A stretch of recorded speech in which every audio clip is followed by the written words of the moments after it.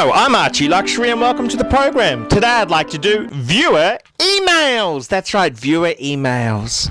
And let's start the program with a little bit of humour.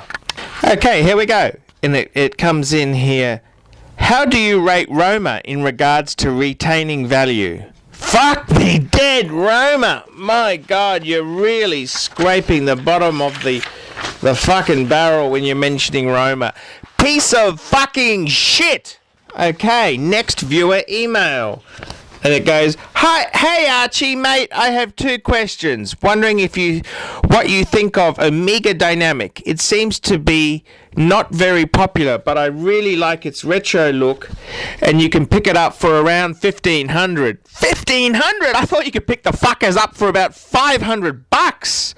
For a pretty broke young student, it seems like a decent deal. I notice it's an ETA or ETA based depending on the model movement. What do you think, mate? It's a no-go?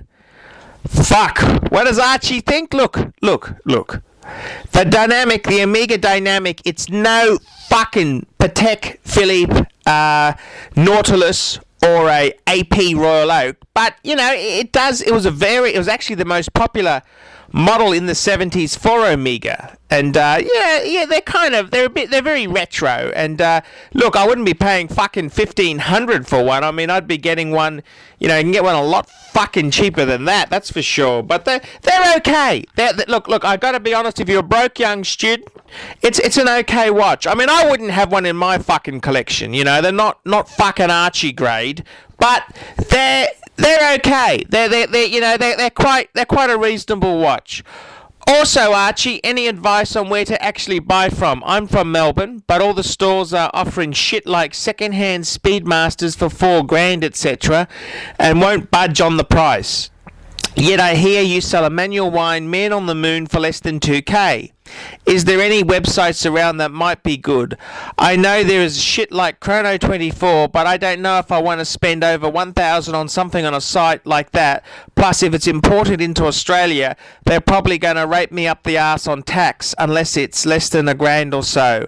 I would only be buying second hand on my budget. Anyhow...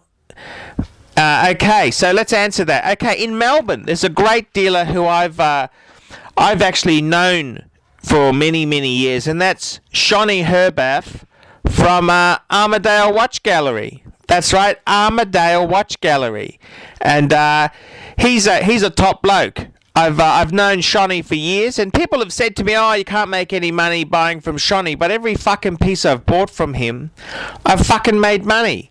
I sold him a Breguet. I bought a white gold Breguet. I sold it instantly and made 400 bucks. This was like 12 years ago.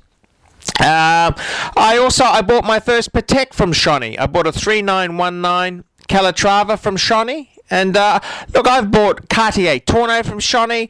I bought my Vacheron and Constantine. It came from Shonny. Look, he's a great bloke. Tell him you know Archie Luxury, Paul. Just tell him Paul from Queensland, and he'll know who I am. And he's a great bloke. Don't fuck around with him. He's a straight shooter. He hasn't got time for fools. Have your cash ready.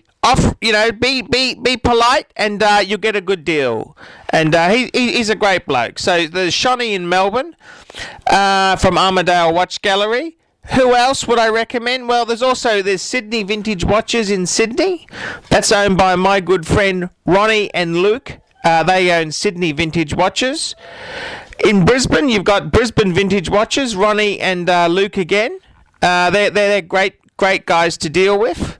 And, there's I gotta say, to be honest with you there's some mean fuckers around there, but there's some good dealers. Just gotta keep looking and keep asking questions. And fuck me dead, I thought I told you guys how to avoid the sales tax. It's simple. I never pay a cent in fucking import duty. Fuck them! It's simple. You just ship the watch as one watch being returned from repair. That way you only pay repair, you pay the duty on the fucking repair, which is, you put a fake invoice with the fucking thing. And, as far as it does go there, even if you did get screwed with the tax, it's only 10%. I mean, that's what the fucking John Howard brought the fucking tax in. So it's not the end of the fucking world, is it? 10%. So, you know, get your facts straight. Okay, next viewer email. And this comes from Brett. And he was asking me, he goes, "Hi Archie, the bug hit me again. I have the following: an Oris Hurricane, Omega Planet Ocean, Explorer 2, and he's got a vintage Omega Seamaster 600. And he was saying to me, he says, which would be your next watch if you were me? And he's asked me whether a Speedmaster Man on the Moon Omega or a Rolex Sea Dweller. And I said to him to buy a fucking Jaeger-LeCoultre Reverso. That's what I'd be buying. But if you want to go on the slightly cheaper way, grab the Omega Speedmaster Man on the Moon cool watch. I wouldn't necessarily... Look, the Oris isn't...